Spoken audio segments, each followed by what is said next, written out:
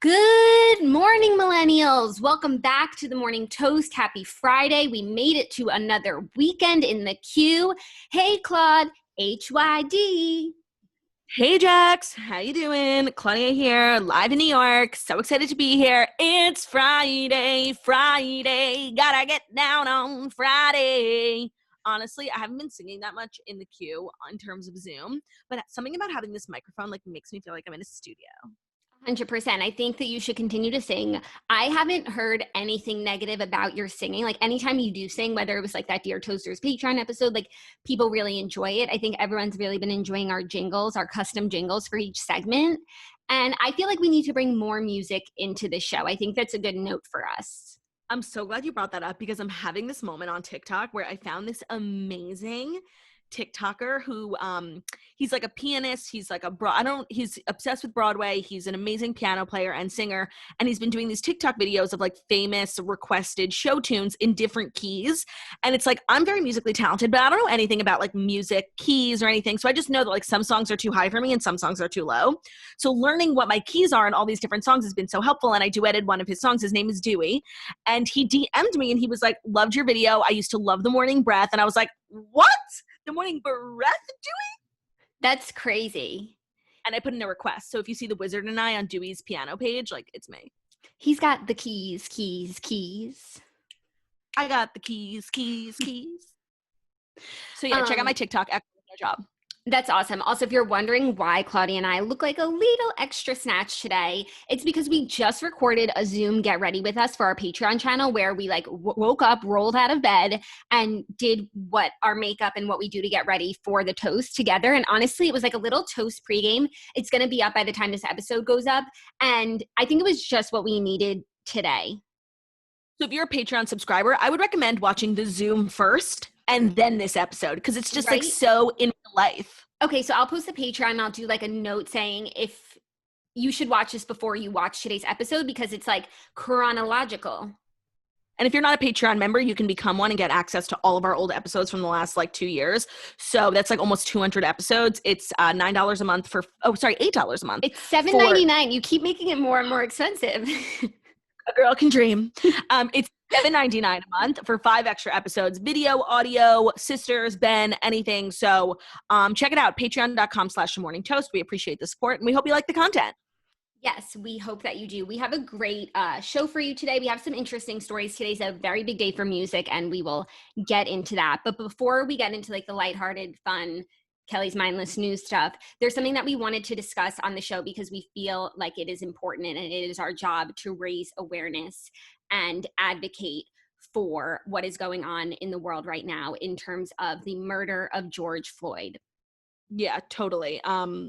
I've just been consumed with this story for the last few days. It's really been weighing heavy on my heart, as I'm sure it is with everyone in the country. So we just wanted to take a minute to let our Black toasters know, our toasters in Minneapolis, just know that we are here for you. We don't stand for racial inequality, especially murder. Like this is flat out murder. The police officers involved, not just the sociopath with his knee on a man's neck, but the police officers standing around watching. They're all complicit. They all should be held to the highest standard of the law, probably higher because they're police officers. Definitely. And we just would be remiss if we didn't mention it because it's been weighing on us. As I'm sure I'm in the seasoned toasters group and I feel like no one can even begin to imagine what it's like to be a Black person in America right now. But the seasoned toasters, it's just a window into what it's like. And people just saying things that like I've never even thought about, like someone saying she's just hesitant to go out for a walk, where it's like I've never thought twice about going out and getting some fresh air, and that's my own privilege. And it's just really like eye-opening to read the experiences of people who don't look like you. And if you're ignoring the situation or you think that it doesn't apply to you, you are wrong and you are complicit as well. So we just felt like we don't do serious stuff on this show, but this is something beyond anything else.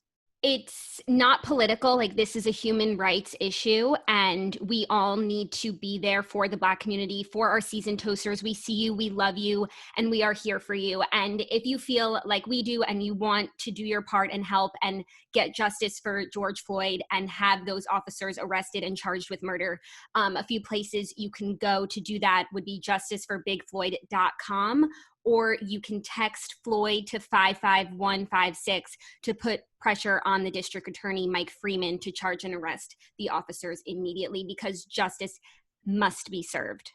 Yeah. And I'm just thinking of his family, thinking of every person. I mean, I listened last night. Rachel Lindsay launched a new podcast with Ringer called Higher Learning, which I think is like, it's less Bachelor, more intellect. And she has a great co-host. I don't know where he's from, but he's so smart. And they don't really agree on much, which is so interesting. And I listened to the first 25 minutes, which is their segment on George Floyd. And I just feel like, and I sent Rachel Lindsay a message because I just feel like she's one of the most important women in America right now. Like, and you can't help but think like, if there were more representation within Bachelor Nation, there would be 20 Rachel Lindsays, but there's only one. That's such a good point. And that's what I said to her. I'm like, I'm sure you deal with the most negativity. Like, I can't even imagine what your DMs look like. I just want you to know, like, what you're doing is impacting me. Like, I grew up in a bubble and you make me see the world outside of my own privilege. And like, I'm sure you don't get any messages like this, but I just want you to know you're making a difference. And please don't let people DMing you negative things stop you, because I'm sure she gets the worst. That's so true. I feel the exact same way about what she's doing, and it's important for her to know that she's making a difference. Yeah. And to anyone who might have anything negative to say about us talking about this on the show, like, while we don't cover serious things and we don't cover politics, this is a not political issue to me. Like, this is just straight up murder. Yeah, I would agree. And it felt like I wouldn't feel good about the job that we do here if we don't use our platform to speak on important issues, and let everyone in our community know that we see them and we are here for them and we want to help and we will not stand for this. Yeah. So we just wanted our seasoned toast to know we are here. We support you. We see you and we're here for you. And I'm really terribly sorry that this is happening. Yeah, me too. Wow. Okay. But on a lighter note, what we do try and do here is cheer people up, get them, just in a lighter mood, thinking about nothing, just laughing, having a good old time. And so that's what we're going to try and do today, even though it feels like the world, even the weather, it's like cloudy. There is a cloud over this country today, but we're going to do the best that we can to lift you guys up today. And if that involves me singing, I'll do it. Like, I will do it. I think it might involve you singing.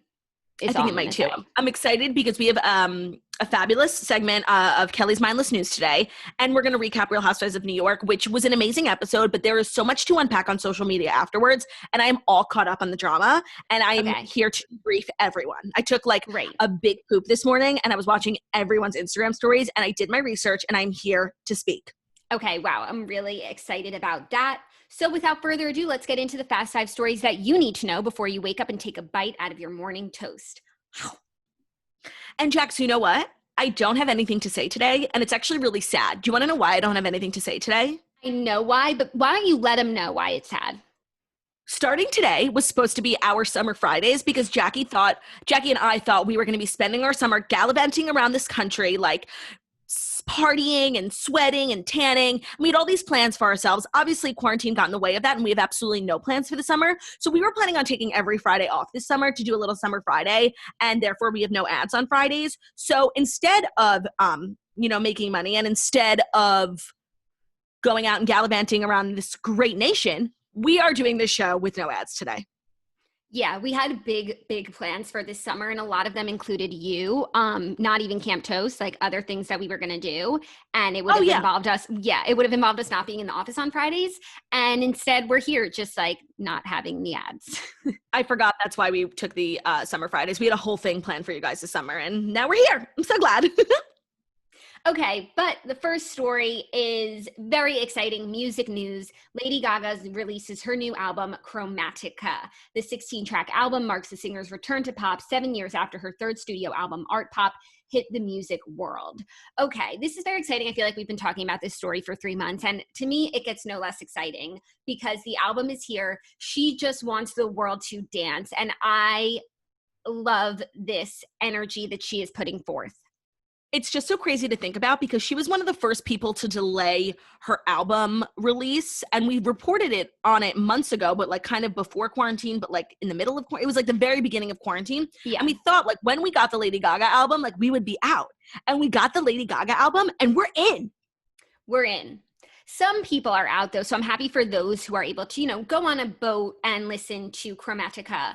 But for us, I'll be listening to it but I am excited. Like I'm grateful for the new music. Like even when Rain on Me came out last week and I spoke too soon on the show saying I didn't know how I felt, because I guess I didn't say much other than I didn't know, but like I now know how I feel about that song, and I fucking love it. It gets something going in me, and I don't care what the actual lyrics are. They are, to me, I'd rather be drunk, but at least I'm alive, because They totally are. That is a mood. Jackie, they totally are. I'd rather be drunk, but at least I'm alive. Because even if you want to argue that it's I'd rather be dry, whoever is singing it says, I'd rather be dry. Like there's a K in there. Yeah, they'd rather be drunk, and maybe it was a Freudian slip, but that's how I heard it. And the song is amazing. And so far, every single she's put forth is amazing. I have not had time to live with this album yet, but I am so looking forward to spending my weekend with it, giving you a full recap on Monday. But I'm just excited. LG6, we've been waiting for this for a long time, especially since before this we had A Star Is Born soundtrack, so like that was a mood, and before that was Joanne, so we haven't had this like anthemic Lady Gaga in quite some time. You know what the sign of a great artist is, or maybe I'm just such a big fan, but I really like love every genre she releases. Like some people only stand like the pop Lady Gaga, but I loved the stripped down Star Is Born, Joanne eras, and I love the pop eras too. Like she really is so multi-talented. Like she could remember when she did Tony Bennett? Like she could do anything. She can do anything. She's everything of the sort. And I'm more excited about this than maybe I normally would have been, but it's just because like things are exciting in quarantine that like when I have so many sensations going on, I'm so distracted in my real life, I might have not noticed. Do you think now that we're like living in quarantine, it's not like a new sensation anymore? We reported a while ago that like Spotify reported like less data in terms of streaming, but now that like quarantine is so much a part of us, do you think that people releasing albums during quarantine are benefiting from the quarantine or not? Like I think people releasing TV shows are. I think it depends on the album. Okay. Like it depends on it always depends. Like if it's a good album, it'll do well. But I do think it depends on the mood of the album. Yeah, like if Louis Capaldi came out with an album today, like I think it would be phenomenal. Oh my God, it would be phenomenal. If Casey Musgraves came out with an album, it would be phenomenal. I have like a few of like these sad singers who I've just been really enjoying on the Quarantines playlist. But like the Sam Hunt album came out, and I guess he's kind of like a country like summer vibe singer, but like I think his album, at least for me, benefited in quarantine because I've listened to 2016 probably 1,000 times. Me too, because it's the first song on your Quarantines playlist, so it always plays first, and that's the only reason. Like I never would have selected it, but it just always starts the playlist, so I'm just like going with it. And like Morgan Wallen has been releasing some new songs during quarantine. I've just been soaking them up. I mean, I think the perfect example of a person whose music couldn't have come out at a better time is Brett Eldredge. Like his album should be called Quarantine Vibes. Like it's just so mellow, but there's a little like jazz in there. So if you're sipping a cocktail on your couch, like it really gets the shoulders moving. Yeah, it does. I love to talk like a radio host from the 50s. Gets you moving. I know. We should do Toast Radio of the 50s. I'm kidding. Sure.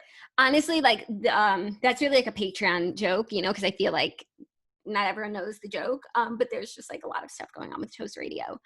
A lot of drama. Are you ready for our next story? Halsey reveals she's studying for the bar exam while social distancing. Halsey revealed on Instagram that she's been studying constitutional law while in isolation amid the pandemic.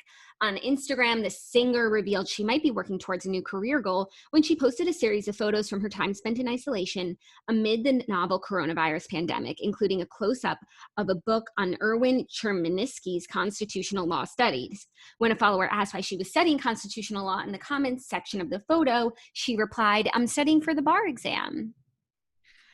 I just love her. She's so cute. She's recently become like one of my favorite human beings. And this is so cute. Like I love her like following in Kim Kardashian's footsteps. And this is great. Like, I don't know. I just love it. I just love her. I only have positive things to say. She's so multi-talented, and the next time she performs on SNL, she's going to be painting, singing, dancing, and like taking you to court. Accusing someone. Totally. That was her SNL performance was like crazy. And like I feel like she for a while like was struggling to be taken seriously as an artist, like as a songwriter. And when she went on SNL, she was like just trying to prove that. And I totally like empathized, but it was a little bit of a weird performance, but I still liked it. And I just love her. Like, good for her. Keep going, sis. Do what you got to do. Fight the man. Yeah, Take down the people. I love this for her. I actually had such a funny idea. Do you remember when like legit 2 years ago, I was saying I wanted to go to business school? Yeah. So I never like pursued it. I forget what happened. Something just like made me realize that I just wouldn't be a good fit. But I still have this GMAT book right here, and I never took a test. And I think I should like just take a GMAT test and see where I stand like this weekend. That would just be like hilarious. Yeah. Can you open up the book and just like read me a question? Sure. Oh my God. Should we do a I'm just Patreon curious. episode? Yes. I'm just curious. Like, what do they ask you in business school? Like, how to shake hands? Like, here's the book. Oh, it's outdated. It's 2019, but this is for people who haven't gone to business school yet. So it's like the questions should be sort of just like, are you business savvy questions, you know? Right. All right. If you're put in a blender. No. Okay. I don't even understand the question formats. You have to like read some stuff. Wait, hold on. Those like huge test prep books give me like flashbacks to the worst time in my life, like waking up at 4 a.m. on a Sunday to take the SATs. Like I actually have traumatic like flashbacks. Oh, wow. So many of these things are like based on, you have to read a passage and then answer questions. Oh my God. And now there's like algebra. Maybe I'm just not cut out for business school. No, part of like one of the major benefits from graduating from college is that you never have to go back to school. Like I refuse. Like people who go to law school, medical school, like I respect you, but I don't understand you. Like I hated school so much. I can't imagine choosing to go to an optional school. Like there's all these like Pythagorean theorem. And I just, maybe I was right the second time, like business school is not for me, but I think maybe it would just be funny to take a pretest and like see where I'm at. Totally. She was coughing, by the way. Thank you for not doing that into the microphone. Okay, no, well, I'm muted queen. Oh, nice. I'm so proud of Halsey. Like, go get that degree. Fabulous. I want fabulous. That is my simple request. All things fabulous, bigger and better and better. I need something inspiring to help me get along. I need a little fabulous. Is that so wrong? Nice. Okay. Oh, wait. Are we about to get a chem look? Oh, Sack Chemin. That's a good one. He looks so happy. Loving Sack. Last night and the night before, like he went missing and we were looking for him and he had jumped into the sack to go to sleep. I mean, he just loves a romp in the sack. Who doesn't? Okay, this next story is really crazy, and I feel like you might have not heard it yet because I didn't hear it until this morning, and it's crazy. Duck Dynasty's Phil Robertson had an affair and just discovered he has an adult daughter. Honestly, the Robertson family is like so controversial. I know, but this is just like something from a movie. The Duck Dynasty family is bigger than they thought. Phil Robertson and his children revealed during the Unashamed podcast on Thursday that the family recently discovered the deeply religious patriarch has an adult daughter. During the podcast, Al, his child, explained that he received a letter from a woman named Phyllis who was 45 and claiming to be his sister. Quote, so basically it was from a woman who said that by a DNA search, she thinks that dad might be her dad, Al said, adding that he had dismissed the letters at first because the woman's birthday was after the time Phil had become a Christian in the 70s. Phil has previously admitted to being a philanderer prior to finding Jesus. However, it appears his daughter was conceived just before he devoted himself to the church. Phil married his wife, Kay, known as Miss Kay, in 1966. The pair remain married. This is like major drama in the Christian community. Yeah, major drama. I used to watch Duck Dynasty like way before they got famous. I just thought they were so interesting and weird. And then they became this like polarizing family.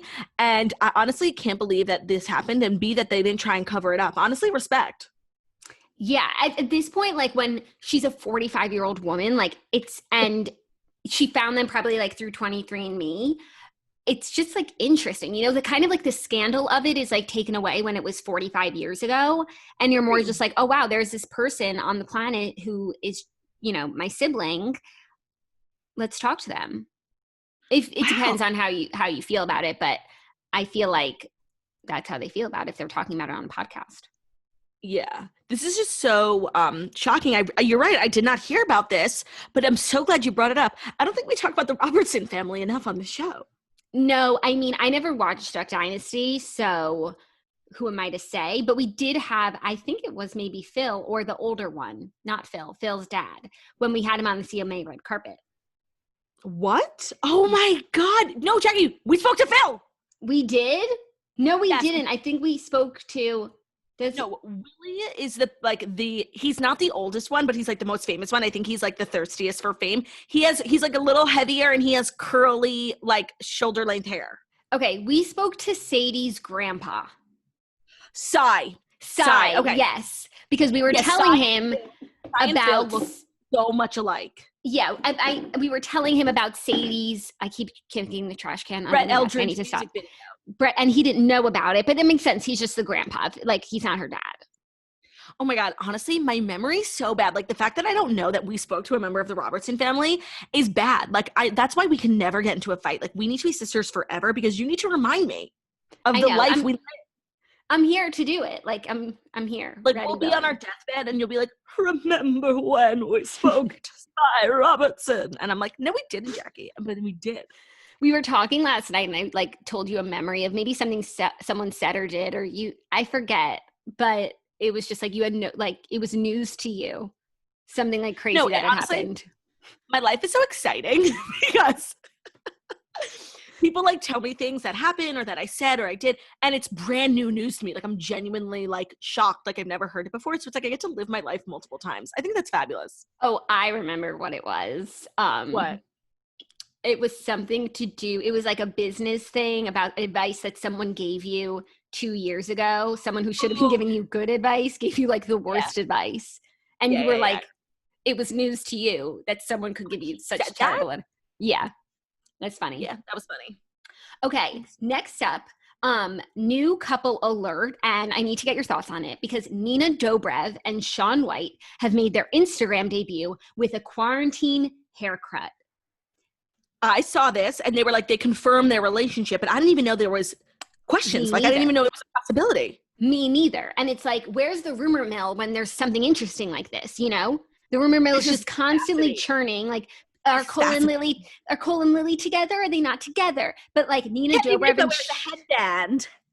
Nina Dobrev and Shaun White were maybe dating this whole time. They're quarantining together and like no one thought to tell us. Totally. All right, hit me with the news. The couple made their debut on social media together on Thursday with posts showing the Vampire Diaries actress giving the Olympic gold medalist a haircut. Adding to resume, hairdresser, she wrote in the caption of her photo with White. In the snap, she holds up a pair of scissors. I mean, the things they'll do for word count, just like describing a photo. I can't. I'm just kidding.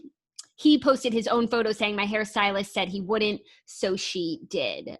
So it's basically, they just did a haircut. It looks actually pretty good. The duo first sparked dating rumors back in March when they were spotted riding bikes together in Malibu. I guess like maybe we took that day off and we missed it. I guess. Okay. I feel so many different ways about this because I'm going to say something crazy. I don't know if this is like a popular opinion or a not popular opinion, but like, I think Nina Dobrev is so annoying. Okay. I don't really think about Nina Dobrev because all of her things that like made her famous are just things that I don't watch, really Vampire Diaries. But then I see her like on Instagram all the time and I feel like she's a really good friend because she's always like on people's bachelorette parties and like I feel like she has a really good friend of people in Hollywood and that's not something that you see all the time. So I actually think that she's like a real one, but I could see how she comes off as annoying on Instagram, but like I think that her friendships like speak volumes. That's a good point. Maybe I'm just so like still hung up on that terrible costume she did at the Casamigos party where she was a Star is Born, like searching for an Oscar. Like that was so not funny. And if you're going to do something like kind of outrageous at a Hollywood costume party and have your costume be about Hollywood, like if you're going to take that risk, it has to nail. It just has to be perfect. And it was far from that. Maybe I'm still upset about that. Yeah, now that you mention it, like, yes, I have a bad taste in my mouth. But I'm going to choose to like push that down, suppress that, and focus on the friendships and the fact that like this is a really interesting coupling for her. One that I I am tempted to build a little ship for. Oh, I have absolutely no temptation to do that. Like, I'll see where it goes. I have heard that Shaun White is like so scary and mean. So like, I don't know. You have? Mm-hmm. He just like seems intense, but like, I don't know. I like that she's just like thinking outside the box in terms of people to date. Well, I'm also happy that like maybe this will catapult her out of like the only Hollywood storyline she's ever had, which is that the guy she was dating from Vampire Diaries like ran away with someone else. And like she Yep. still gets dragged into that drama. Nikki Reed. Yeah, and Ian Somerhalder. Yeah, so it's like they're so in love, they've been married forever, and it's like he was dating Nina right before he was married to Nikki, and she's like the Jen Aniston. Like it's her whole life. Like all she does is get dragged back into this love triangle, which I'm sure she doesn't like actually care about anymore. So I'm glad that we're talking about her about something else. Like for that, I'm happy for her. I'm sure this is like a huge weight off her shoulders. Yeah, I guess. I don't know. I'm just here for it. It just wasn't what I was expecting this morning. And I love like being surprised in like a not harmful way. Yeah, exactly. Okay, fifth and final story, a little not like stuff news. I don't even know what to call it anymore. It's like when it's just like news about stuff. Miscellaneous news. Miscellaneous news. Miscellaneous news. Oh, I like that. Miscellaneous news. Okay. We need to start recording these. Miscellaneous news. I'm going to do a voice note really quickly so that we don't have it. The jingle. A little miscellaneous news. I just have the worst voice. And like when I listen to that back, my ears are going to bleed. Miscellaneous news. It's beautiful, Claudia. That's beautiful. Okay, CVS Health tests self-driving vehicle prescription delivery. I actually think this is a great idea, which is why I chose it. CVS Health will try delivering prescriptions with self-driving vehicles in a test that begins next month. The drugstore chain said Thursday that it will partner with the Silicon Valley robotics company Neuro to deliver medicines and other products to customers near a Houston area store. A CVS spokesperson said that prescriptions will routinely be delivered within an hour of being ordered. Customers will have to confirm their identity in order to unlock their delivery after the vehicle arrives. Neuro has previously started partnerships to test the delivery of pizzas for Domino's or groceries for Kroger, also in the Houston area. This is the company's first venture into healthcare. To me, this is just the future. I'm reading about the future, and I'm here for the future. Yeah, I mean, delivery is everything of the sort, but going and picking up prescriptions is notoriously like one of the worst things. It's like going to the DMV. It's never ready. There's always a line. Like it's just a really unpleasant experience. Even when it goes smoothly, there's always something. They can't find your insurance. Like there's just so much drama. And then it's like in the bin for Oshry, but you can't find it. Like there's always some drama. No, and like I actually have to pick up a prescription for Zach today, and it's just like a thorn in my side. But also like getting a prescription is usually a days-long process because you have to call it in, then they won't have it ready till tomorrow morning. But turns out they have it ready that night. But like if you knew that, I guess in quarantine it's different because like if you knew you could go that night, like you would have planned to leave the house. So then you go the next day, but then something comes up. So then you go the next day and they keep calling you, leaving messages. Your prescription's ready. And you're like, I fucking know. I'm just trying to like find the time to come. And sometimes like doctors take a very sweet amount of time to call it in when it's like you're dying, you just need your antibiotics, and they're just like moseying down to the phone. Like it's on their list of things to do. It's not a priority. And I'm like ready to pick it up and they're like, we didn't get anything yet. It's just so dramatic. Yeah. And there needs to be like two types of prescriptions. Like sometimes I need to call in my headache pills, but like I have a few days before I'm going to need them. But sometimes like you're sick and you need your medicine like ASAP. There needs to be like the evergreen prescription and the ASAP prescription, you know, because they're both the same. There needs to be an urgent line and a not urgent line, because I will never forget the last time I had strep throat was probably the worst case of strep throat, probably in the history of medicine. I'm telling you, it was horrible. Literally, I couldn't even get to the doctor for a few days because I couldn't move. I literally thought I was going to die. And at one point I wanted to be dead just so the pain would stop. And I finally get my ass to the doctor and I'm in line at the pharmacy, like holding a few things. Like I bought a heating pad and like a bunch of random shit. And there was such a long line and I'm literally at the back of the line, sobbing, screaming, like literally in my head. I'm like, move. I was miserable. There needs to be, and there was just people there like picking up refills, like not every prescription pickup is like the most urgent thing. There should be an urgent line. Yeah, I agree. I said what I said. this seems like the future, and I'm here for it. And I'm also here for self-driving cars, because that means one day I could get in the front seat of a car. So very excited about that. Those are the Fast Five stories that you needed to know this morning. And now I need to hear Kelly's mindless news. I'm so glad you asked, Jackie. In today's segment of Kelly's mindless news, like the 4th of July. By the way, okay, when you sing it, I don't hear the correlation to shower, but then I had it. It's Kelly's mindless news, like the 4th of July. Whenever you're around. Yeah, I got it. So you were wrong, is what you're saying. No, it was just like you were confusing me. But so you get it. So I was right. I'm just double checking. You had a point, but you weren't properly making it. Listen, multiple times a day on the show, I always tell you you're right. Just like, give me this one. Okay. You were right. You were right. You were right inside, like the 4th of July. In today's segment, Kelly's Mindless News, I don't know how you could go into your weekend without knowing that Kelly Ripa recalled hilarious 7-Up hair mishap before her high school prom. According to E! News, Kelly Ripa and Ryan Seacrest just won Throwback Thursday. The Live with Kelly and Ryan co-hosts are celebrating prom this year with a very special treat. In recent months, many students had their proms canceled due to the coronavirus pandemic, and now Kelly and Ryan want to make it up to them. And let me just say, they're so grateful. So the co-hosts are throwing Lives at Home Prom. That is a terrible name. Yeah. It's airing tomorrow. Well, today.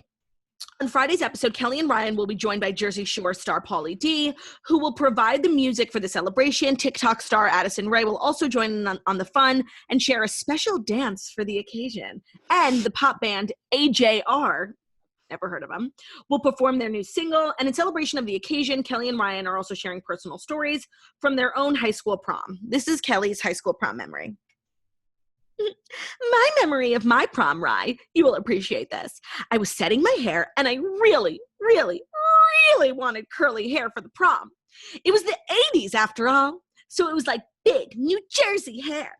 And I was setting my hair with these spongy pink rollers for extra curl. And I was dipping my comb in water because I like to set it at night so that when I woke up in the morning, it was super curly. But it turns out Kelly wasn't dipping her hair in the water. What I didn't realize was I was dipping my comb into a cup of 7-Up.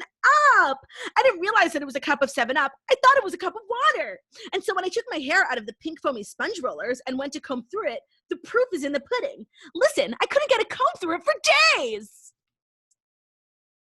I'm like, wow. I just want to say, if you sleep with soda in your hair, like obviously it's not ideal, but you take a shower and like it's fine. It's soda. Yeah, also like it's good. Your hair doesn't move. Isn't that what you wanted? Right. No, you totally. I want the point of Kelly's Mindless News is to just point out the sheer volume of idiotic stories that are written about Kelly Ripa every day. And I guess it's maybe I can't blame her. Maybe it's due largely to the fact that she does a show every day and she like always is like sharing. So when you're a journalist, like looking for dumb things to write about celebrities, like it's easy to go to the person who's talking for an hour a day. But no, there are so many people who do daily shows who share like tidbits about their life every single day. Like that's literally the point of like these morning shows. I'm not getting like Jenna Bush Hager's mindless news. That's true. I'm not getting Hoda Kotb's mindless news. Yeah, it's true.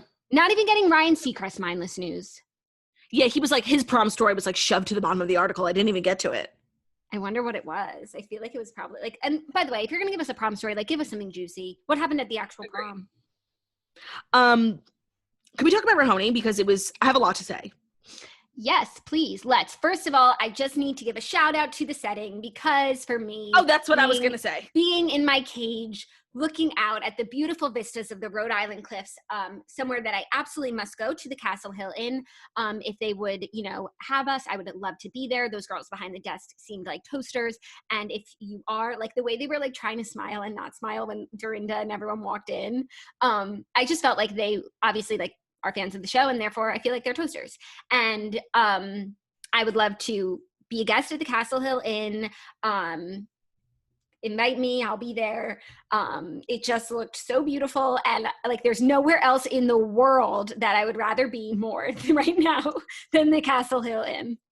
Yeah, it was really like rubbing in my face, like a life that I'll never have. And that was really hard to stomach. Stunning. Who even knew there were such beautiful coastlines like that on the East Coast?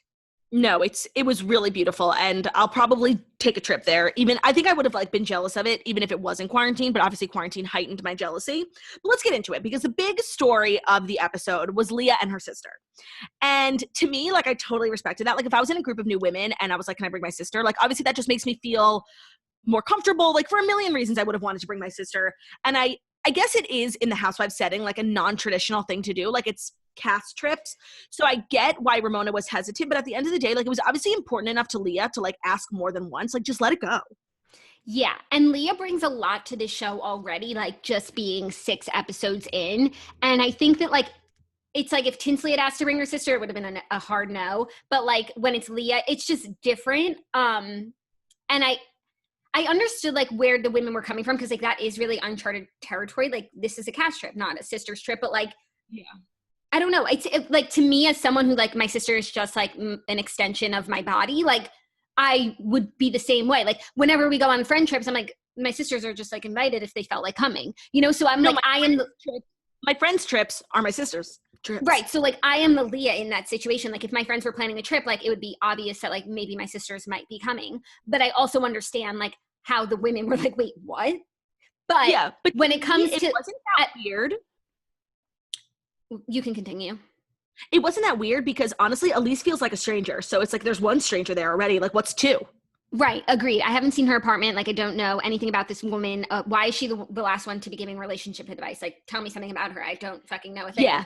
When she was making Sonia and Ramona laugh in the back of the car, like doing an impersonation of Dorinda, like she thought she was going to be the most famous Bravo person ever. She was going to sell merch. I could see it in her eyes. Like, she thought that this was the funniest piece of comedy ever written, and she's going to be a star after this. And after tonight's episode, I just hate her so much for so many reasons. The whole episode to me was so hypocritical because of all the franchises in all the cities. Like, the Real Housewives of New York have been embarrassments in social settings for years. And Leah like got way too drunk at a private party. Like, who fucking cares? Like, honestly, the way Dorinda acted at that billionaire's house in the Hamptons was so abhorrent. The way Dorinda acted at that dinner with Bethany in Miami last season, like, nobody blinks an eye. But it's like Leah gets drunk and like puts her leg in the air at a private party, and all of a sudden we're just shocked and embarrassed and mortified. Clutching our pearls. Yeah, I totally agree. And when you're in a private setting, like, you can do whatever you want. Honestly, her drunk antics were a pleasure to watch. Like, she was just like hilarious, like having fun, obviously like expending energy and like getting her emotions out. But nothing worse than what any of the women have done. Also, it's so funny how like when she is drunk, like everyone has like a drunk alter ego, but she just goes into like destruction mode, like the flowers, the drapes, like she just claws at everything. And I understand why she, you know, paused on her drinking for a few years, but like the women are no one to even bat an eye. No, it's so hypocritical. And part of me is so torn, because last week I sat here and I just really went in on Dorinda because she's such a hypocrite and she really goes for the jugular. But she was being the only one who was being like, not even, she was just being logical, and like she was really taking Leah's side. And even Tinsley, who was her friend, like wasn't really sticking up for her, but Tinsley's just not that type of girl. Dorinda was like really being defensive of Leah, and I was really appreciative of it because these girls are so hypocritical. I saw it a little differently. I thought Tinsley was a good friend because she was not embarrassed by Leah whatsoever. She was having fun with her and she did not like add to the drama at all. I felt like Dorinda was living for what Leah was doing because it's typically Dorinda who's that person. And the more she can like justify and make excuses for Leah's behavior, the more whatever she does seems okay. Also, that's Dorinda said the most hypocritical thing I've ever heard when she was like, Leah is 20 years younger than us. Like, we shouldn't be condemning her. We should be lifting her up and guiding her and not being judgmental. Take exactly what you said and apply it to Tinsley.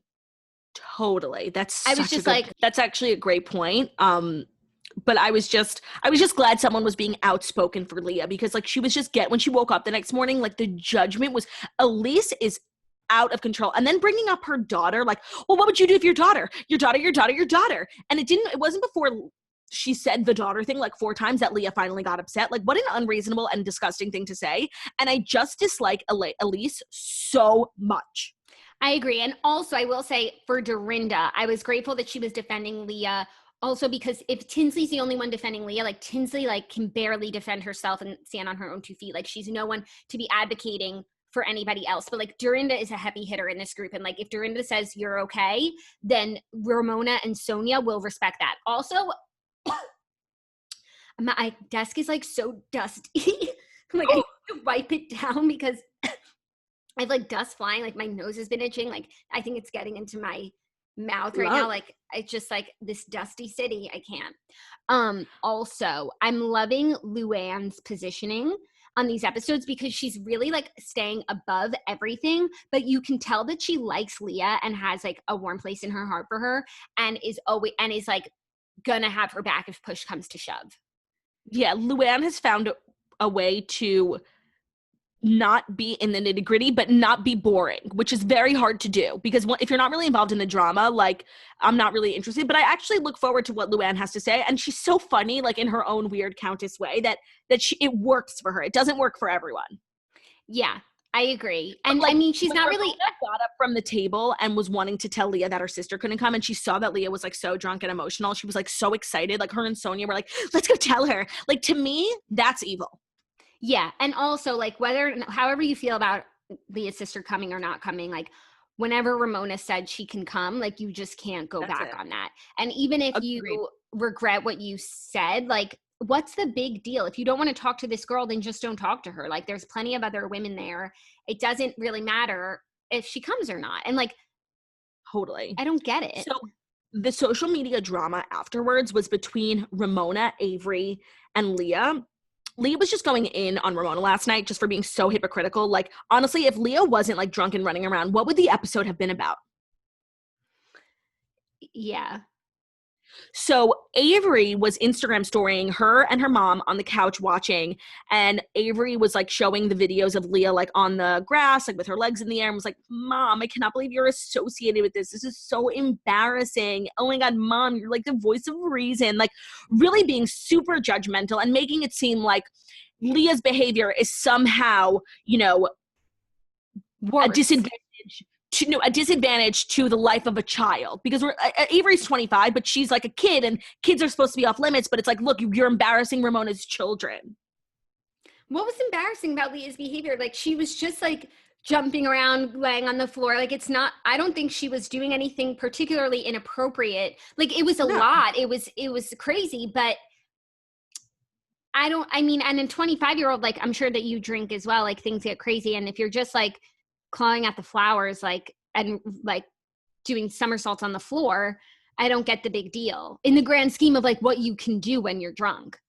So Leah responded and she's like, Avery's 25. She's not a child. She's fair game. So Ramona, if you really want to go at it, let's fucking go. It was crazy. Oh, that's crazy. It seems like in IRL, Leah and Ramona are just not. Yeah, it maybe gets worse throughout the season because right now in real life, they are not friends. Yeah. I feel that. I mean, like Ramona's trying to monitor her drinking. Like, I'm your mom. No, you're not. No, you're not. I agree. It's just like, it's coming from her. No. Sorry, I had to sneeze. Agreed. But it was a good episode. It was better than ones that we've seen in the past. And they're still in Newport next week. And there's more drama. Leah said on her Instagram that Ramona shits her pants next week. So I'm looking forward to seeing that. Wow, that is exciting. It was a good episode. It was really chaotic. I loved the setting. Maybe like I've been hard on the Real Housewives of New York because they're in New York City and I just like don't even want to be here myself. Yeah, and I'm just like everything that's going on, like that goes on in the city, like I'm just not interested. But the minute they left the city, I'm like, ooh, who are these women? Fabulous. They were looking fabulous. Like their fall Newport attire was everything of the sort. Like honestly, Dorinda in that oversized cashmere V-neck sweater with the matching scarf, like that was eleganza extravaganza.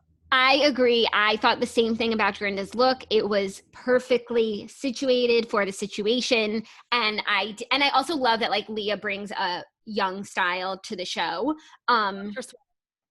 Yeah, I loved all of her outfits. I loved her hat. I loved everything that she was wearing. I think she looked really great. Dorinda was actually my style icon of the episode. Never thought I'd hear you say that, but I completely concur. That's funny that you noticed that too. That cream sweater with the white. I love like a winter white on white. I never have done it in my life, but I like when other people do it. Me too. It was great. Speaking of TV, the season finale of RuPaul's Drag Race is on tonight, and I will definitely be discussing on Monday, so make sure to tune in. I was just reminded of that when I started to scream eleganza extravaganza. Justice for Gigi Good. I hope that she wins, but I have a feeling she won't. And that's it. Anything else you want to say before we wrap up, sis? No, that's all she wrote. If you want more content this weekend, head over to patreon.com/themorningtoast. We have 5 episodes up for the month of May, but if you're a new patron, you get access to a whole gamut of them. Today's Get Ready With Us was really fun. And yeah, no, I think that is all that she had written. Make sure to pre-order my comedy special, please. It's available on iTunes. You can search Disgraced Queen. You could search Claudia Oshry, or you could tap the link in my bio on Instagram. I would really appreciate the support. Thank you guys so much for listening to The Morning Toast, the Millennial Morning Show, where we go live Monday through Friday, 10:30 a.m. Eastern Time on YouTube. So if you're watching us on YouTube, please feel free to subscribe and give this video a thumbs up. We're also available as a podcast anywhere podcasts can be found. So at Spotify, iTunes, Stitcher, Public Radio, iHeartRadio, CastBox, all the places. So wherever you listen to podcasts, find us, The Morning Toast, and leave a 5-star review about how beautiful, stunning, and smart we are. We love you guys so much. Have a great day. Bye.